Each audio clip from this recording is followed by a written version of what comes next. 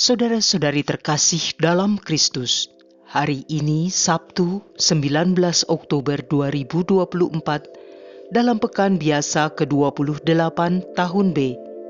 Bacaan dibawakan oleh Margareta Yvonne, Mazmur dilantunkan oleh Kristiani Ingrid Jovita, dan renungan ditulis oleh Petrus Canisius Margo. Selamat menekuni Sabda Allah. Mari kita semakin mengasihi, semakin peduli, semakin bersaksi.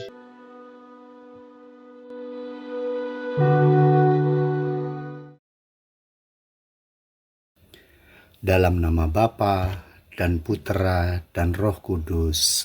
Amin. Puji dan syukur kami panjatkan kepadamu ya Tuhan, sebab hanya Engkaulah nama yang layak dan pantas dipuji, Sang Penyelenggara kehidupan. Kami mohon ampun atas segala salah dan dosa, terutama ketika kami seringkali berbuat yang tidak berkenan kepadamu. Namun Tuhan, izinkan kami mengucapkan syukur pagi ini Engkau memberi kami hari baru.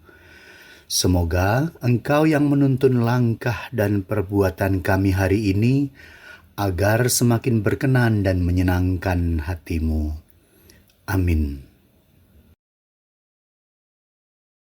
Bacaan dari surat Rasul Paulus kepada jemaat di Efesus, bab 1 ayat 15 sampai 23. Saudara-saudara, aku telah mendengar tentang imanmu dalam Tuhan Yesus dan tentang kasihmu kepada semua orang kudus. Maka aku pun tidak berhenti mengucap syukur karena kalian, dan dalam doaku kalian selalu kukenangkan. Kepada Allah Tuhan kita Yesus Kristus, yaitu Bapa yang Maha Mulia, aku mohon supaya kalian diberinya roh hikmat dan wahyu untuk mengenal Dia dengan benar, supaya Ia menjadikan mata hatimu terang, agar kalian mengerti pengharapan apakah yang terkandung dalam panggilannya, yaitu betapa kaya kemuliaan yang dijanjikan akan diwarisi oleh orang-orang kudus, dan betapa hebat kuasanya bagi kita yang percaya. Kekuatan itu sesuai dengan daya kuasa Allah yang berkarya dalam Kristus, yakni kuasa yang membangkitkan Kristus dari antara orang mati, serta menempatkan Dia di sisi kanan Allah dalam surga. Di situ Kristus jauh lebih tinggi dari segala pemerintah dan penguasa, kekuasaan dan kerajaan, serta tiap-tiap nama yang dapat disebut, bukan saja di dunia ini, melainkan juga di dunia yang akan datang. Segala sesuatu telah diletakkannya di bawah kaki Kristus, dan Dia telah diberikan Allah kepada jemaat sebagai kepala dari segala yang ada. Jemaat itulah tubuhnya, yakni kepenuhan dirinya yang memenuhi semua dan segala sesuatu. Demikianlah sabda Tuhan.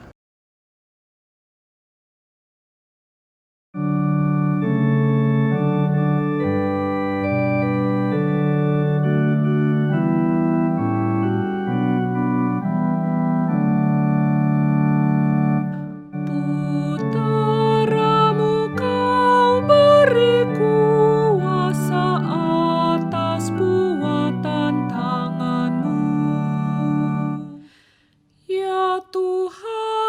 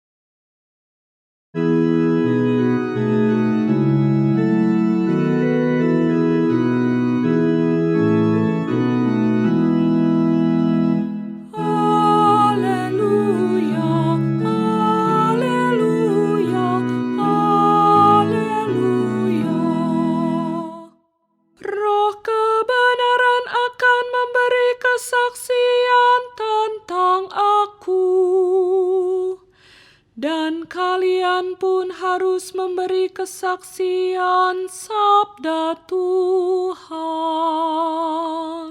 Haleluya, haleluya, haleluya.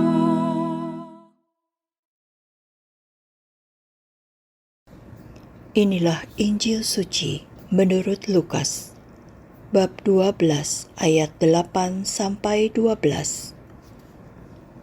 Sekali peristiwa, Yesus bersabda kepada murid-muridnya, "Barang siapa mengakui aku di depan manusia, akan diakui pula oleh Anak Manusia di depan para malaikat Allah. Tetapi barang siapa menyangkal aku di depan manusia, ia akan disangkal pula di depan para malaikat Allah.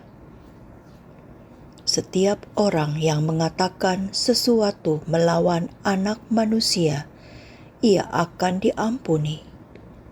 Tetapi barang siapa menghujat Roh Kudus, tidak akan diampuni.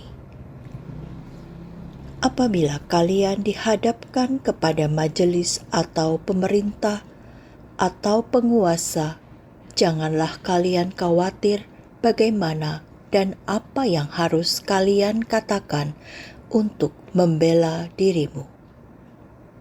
Sebab pada saat itu juga Roh Kudus akan mengajarkan kepadamu apa yang harus kalian katakan." Demikianlah sabda Tuhan.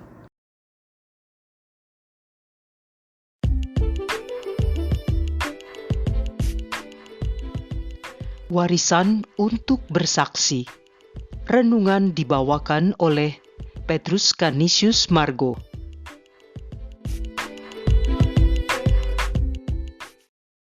Saudara-saudari yang terkasih dalam Kristus, dalam suatu tugas membuat mazmur, salah satu kelompok dalam perkumpulan spiritualitas kitab suci menulis demikian. Aku tidak tahu pasti luasnya bumi. Aku tidak pernah datang ke dasar samudera. Aku tidak berkuasa atas gerbang maut. Kaulah pemilik kehidupan ini. Tetapi aku tahu pasti hidupku aman di tangan Tuhan. Saudara, coba simak betapa mereka pandai mengungkapkan keberserahannya dan kebesaran Tuhan. Lalu sangat sering saya jumpai bagaimana seorang pamong sabda yang setelah menjalankan tugasnya di pertemuan lingkungan, menyatakan bagaimana dia terheran-heran dengan kemampuannya itu. Anda tahu maksudnya bahwa itu semua terjadi karena Roh Kudus yang menguasai dan menuntun pikiran dan perkataannya. Tetapi Roh Kudus tidaklah tampak secara fisik. Lalu bagaimana bisa menandai kuasanya atas diri manusia? Itu semua tampak dalam pilihan tindakan, perkataan, sikap dan keputusan yang diambilnya. Monsinyur Kardinal Suharyo dalam salah satu homili hari Rabu lalu mengatakan, dunia mengakui bahwa ke-50 orang yang paling berpengaruh di dunia, urutan nomor 1 adalah Paus Fransiskus. Pertanyaan selanjutnya adalah bagaimana mengetahui kehendak Tuhan dalam hidupku? Atau apa yang Tuhan ingin aku lakukan? Jawabannya ada tertulis dalam Alkitab. Santo Hieronymus mengatakan mengenal Alkitab berarti tidak mengenal Kristus. Dan pengenalan akan Kristus itu sejalan dengan usaha saudara untuk mengenalnya dalam kitab suci. Oleh karena itu, betapa hubungan akrab dan personal dengan Yesus Kristus itu sangatlah mendasar dalam hidup dan perutusan manusia.